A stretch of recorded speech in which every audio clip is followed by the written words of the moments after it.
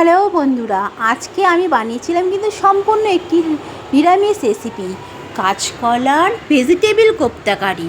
তো কীভাবে বানিয়েছি দেখো, তোমাদেরকে প্রথমেই একটু হাই বলে দিয়েই আমি কিন্তু একটা বাটিতে গরম জল বসিয়ে দিয়েছি, তাতে একটু নুন ফেলে দিয়ে আর কাঁচকলাগুলোকে দিয়ে দিলাম। তো তোমাদেরকে এইভাবে দেখিয়ে দিলাম কিভাবে আমি সিদ্ধটা বসিয়ে দিলাম।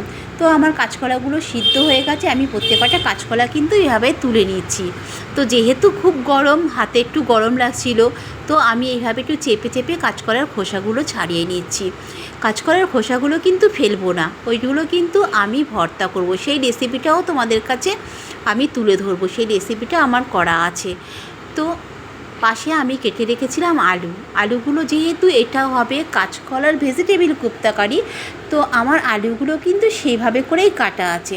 তারপর আমি এই একটা পুঁনসের সাহায্যে কাঁচকলাগুলোকে, যেহেতু গরম, একটা পুঁনসের সাহায্যে চেপে চেপে আমি কাঁচকলাগুলোকে একটুখানি গ্রেট করে নিয়ে তার উপরে দিয়ে দিলাম আমি বেসন, দিয়ে দিলাম হলুদ গুঁড়ো, লঙ্কার গুঁড়ো আর স্বাদ অনুযায়ী নুন।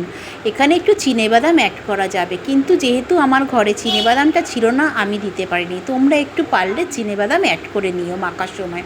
দেখো, আমি এইগুলো কিন্তু পুরো ভেজিটেবিলের আকারে গড়ে নিয়েছি। প্রত্যেক কটা ঠিক এভাবে ভেজিটেবিলের আকারে গড়ে নেবে, যেমন ভেজিটেবিল চপ খাও।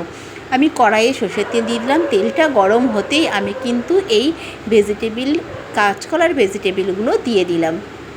তো প্রত্যেক কটাকে খুব ভালো করে লাল লাল করে এভাবে ভেজে দেবো। দেখো, একদম মনে হচ্ছে যেন ভেজিটেবিল চপ। তারপরে ওই তেলেই আমি এইগুলো আলুগুলো দিয়ে দিলাম। আলুগুলোকে কিন্তু একটু লম্বা লম্বা করেই কাটতে হবে, ঠিক যেরকম কাঁচকলা ঠিক সেই অনুযায়ী আলুগুলোকে তোমাকে একটু শেপে কেটে নিতে হবে। প্রত্যেক কটা আলু খুব ভালো করে লাল লাল করে ভেজে তুলে নিয়েছি।